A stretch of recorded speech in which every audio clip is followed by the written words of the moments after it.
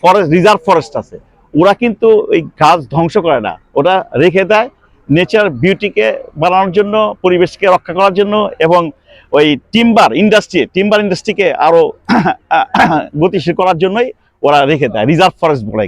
তা আমাদের দেশে তো আমরা শুধু বলি যে তাপ বা এই ধরনের ব্যাপার নিয়ে আমরা সবসময় যেতে, তা না, এটা আরো অনেক কিছু ফ্যাক্টর আছে এখানে।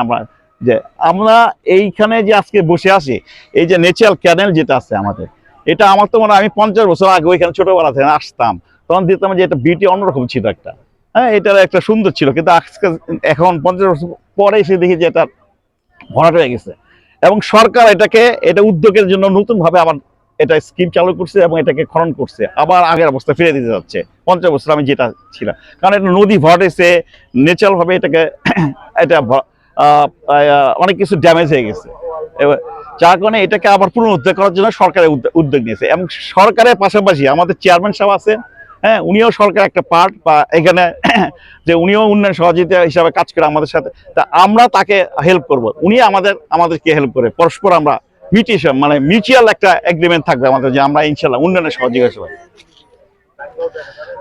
তো এই যে আমাদের মুজিব ভাই বললো যে এই গাছ লাগানো, হ্যাঁ, যে ঔষধি গাছ, হ্যাঁ, এই ঔষধি গাছ শুধু ব্যাপার না, এটা ন্যাচারাল অফ বিউটিকে বৃদ্ধি করে, এবং এটা যে ধারে যে, হ্যাঁ, যে মাটি ভেঙে যায়, এটা রোধ করে, এবং আবার মানুষকে যে আপনার রিল্যাক্স মুড, মানসিক শান্তি সেটাও করে, এবং অক্সিজেনের ব্যাপারগুলো থাকেই, হ্যাঁ, সায়েন্টিফিক ভাবে যদি ব্যাখ্যা করেন।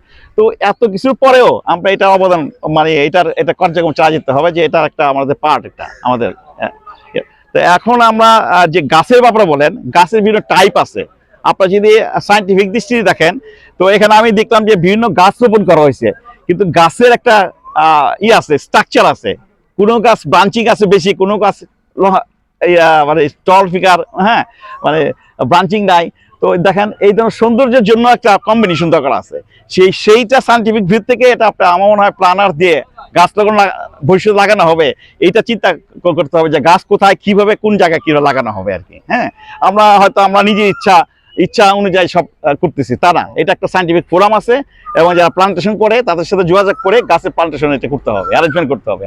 আমার এটা রিকোয়েস্ট থাকলো, ভবিষ্যতে যে গাছ লাগানো হবে সেই প্লান্টেশন ডিজাইন অনুযায়ী গাছ লাগানো হয়, এবং এটা সহযোগী করবে আমার চেয়ারম্যান। কারণ আমরা ইচ্ছা মতো গাছ লাগাচ্ছি, কোনো পারমিশন, এটা একটা লেআউট থাকা উচিত, যে কোথায় কি, কখন কি গাছ লাগানো হবে, একটা প্ল্যানিং অনুযায়ী করতে হবে আর কি। তো ভবিষ্যতে আমরা এটা কন্টিনিউশন করবো, যে প্ল্যানিং অনুযায়ী গাছ লাগাবো আর কি।